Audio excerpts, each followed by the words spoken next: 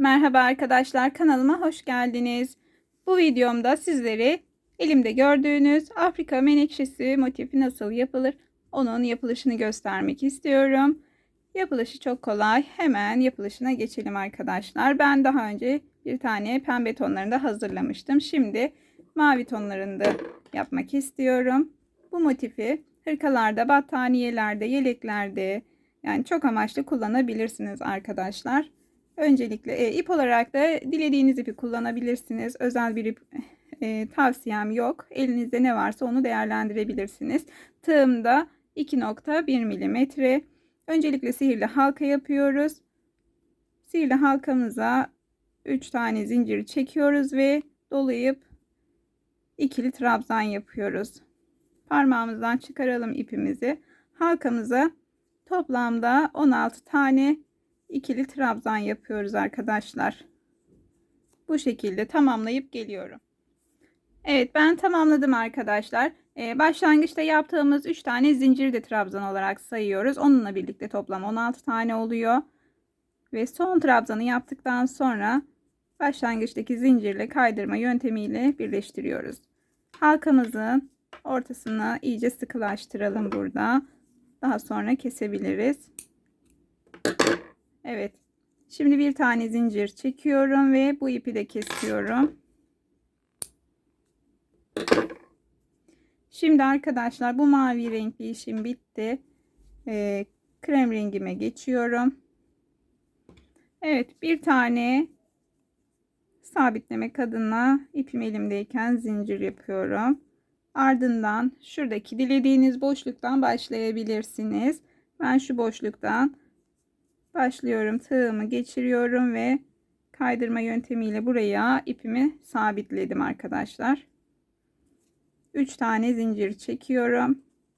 Doluyorum. Aynı göze ikili trabzan yapıyorum.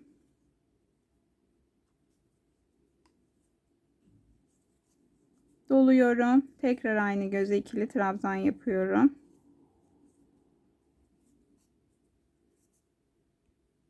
Sonrasında 3 tane zincir çekiyorum. Tekrar doluyorum. Bakın arada 2 tane trabzanı boş bırakıyoruz. 1, 2. İkincisinin yanındaki boşluğa batarak ikili trabzan yapıyorum. Buraya da yine 3 tane ikili trabzan yapıyoruz. Evet. Bu şekilde tekrar 3 zincir çekiyorum ve 2 tane trabzanı atlayıp ikincisinin yanına batıyorum arkadaşlar. Buradaki ipleri de yürütüyoruz. Bu şekilde devam edeceğiz arkadaşlar. Ben sırayı tamamlayıp geliyorum. Evet arkadaşlar, ben motifimin krem rengi kısmını da tamamladım. Yalnız şunu söylemek istiyorum. Burada başlarken aralara 3 zincir çekmiştik. Sonraki aşamalarda bana biraz fazla göründü. Ben sonra 2'ye düşürdüm.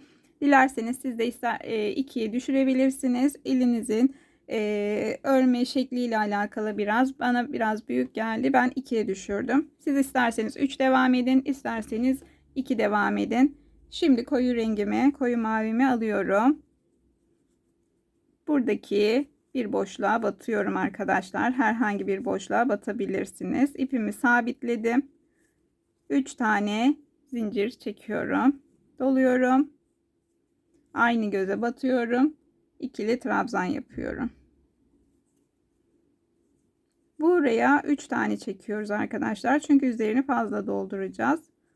Bu yüzden 3 tane çekmemiz gerekiyor. Tekrar 2 tane ikili trabzan yapıyorum. Evet, doluyoruz. Araya zincir çekmiyoruz arkadaşlar. Buna dikkat edin.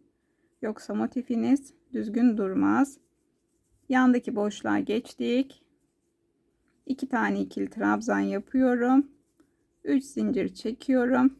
Tekrar 2 tane ikili trabzan yapıyorum. Doluyorum. Aralarda zincir yok. 2 tane ikili trabzan. 3 zincir. 2 tane ikili trabzan.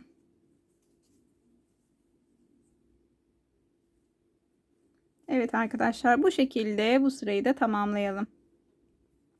Sıramın sonuna geldim ben arkadaşlar. Başlangıçtaki yaptığımız zincirle birleştiriyoruz. Her zaman olduğu gibi kaydırma yöntemiyle birleştirdik. Sonrasında kaydırma yöntemiyle buradaki zincirin orta kısmına gelelim. Bu şekilde geldik. Burada 3 tane zincir yapıyorum, doluyorum ve buraya 7 tane ikili trabzan yapacağım. Baştaki zinciri de trabzan olarak sayıyorum arkadaşlar. Onunla birlikte 4 oldu. 5, 6 ve 7.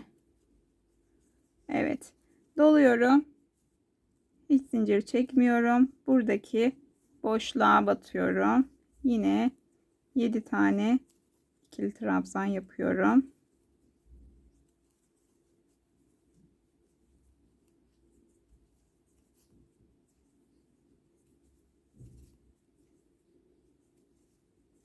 Evet arkadaşlar, bu şekilde hiç aralara zincir çekmeden bütün deliklerin içine 7'şer tane ikili trabzan yaparak bu sırayı tamamlayalım. Sıramın sonuna geldim arkadaşlar. Bu şekilde sabitledim. Sabitledim ve ipimi kopartıyorum arkadaşlar burada.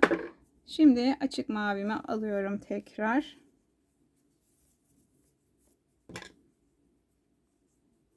İpimi sabitledim. Burada herhangi bir yerden batarak sık iğne yapıyoruz. Buradaki ipi de yürütelim arada. Tekrar sık iğne yapalım.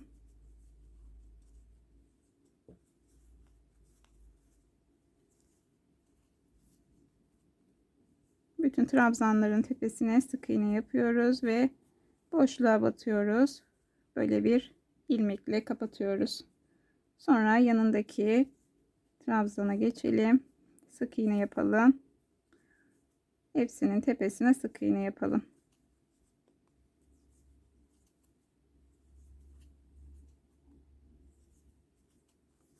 Buradaki boşluğa geldiğimizde yine boş olarak bir ilmek alalım ve kapatalım arkadaşlar. Tekrar yandaki trabzanın tepesine batarak sık iğne yapalım.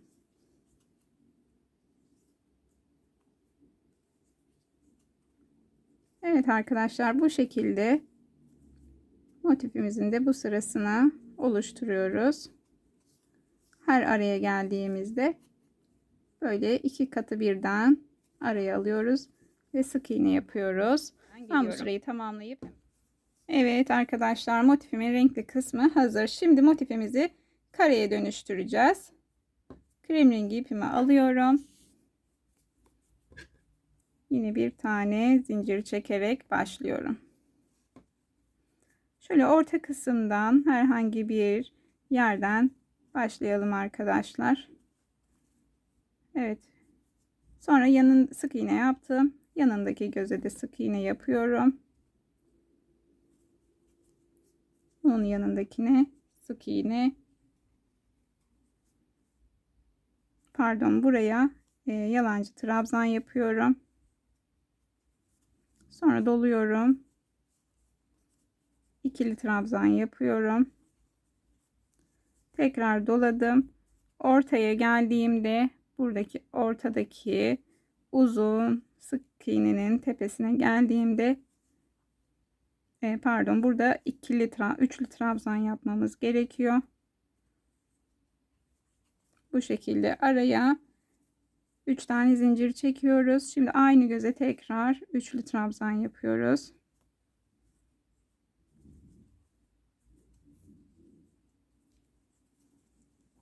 Doladım. Yanındaki göze ikili trabzan yapıyorum.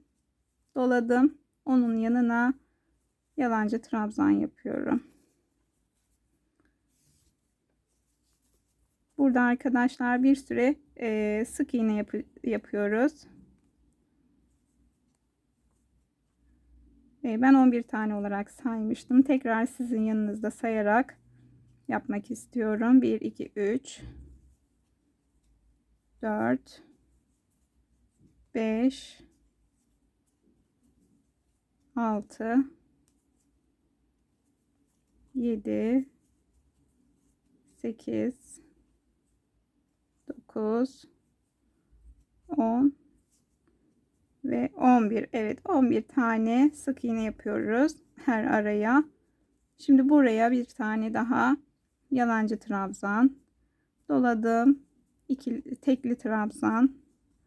2 kere doladım. Orta boşluğa batıyorum.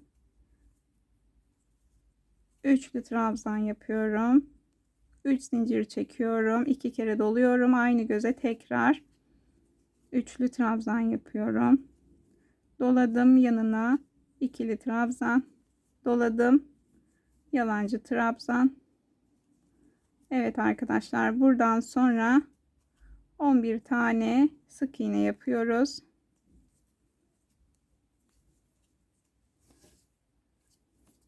Dört oldu. 5, 6, 7, 8, 9, 10 ve 11. Doluyorum. Önce yalancı trabzan doladım. İkili trabzan. Burada bir eksiklik olmuş arkadaşlar. Bir tane eksik çıkıyor. O yüzden aynı göze 3 tane batmış olacağım. Evet. Şimdi 2 taneyi 3 tane zincir çekiyorum. Üçlü trabzan yapıyorum tekrar. Bu şekilde arkadaşlar, üçlüden sonra ikili, tekli olarak devam edelim. Motifimizi kare şekline dönüştürdüm. Evet, şimdi ben motifimin etrafını döndüm arkadaşlar. Bakın, kare şekli oluşmaya başladı. Başlangıç yerine batarak kaydırma yöntemiyle kapadım. Burada 3 zincir çekiyorum ve doluyorum. Hemen yanındaki sık iğnenin tepesine ikili trabzan yapıyorum ve yanındakine bu şekilde arkadaşlar. Bakın, buraya gelene kadar hepsinin tepesine ikili trabzan yapıyoruz. Doladım, ortaya geldim. Ortaya da 2 tane ikili trabzan yapıyorum.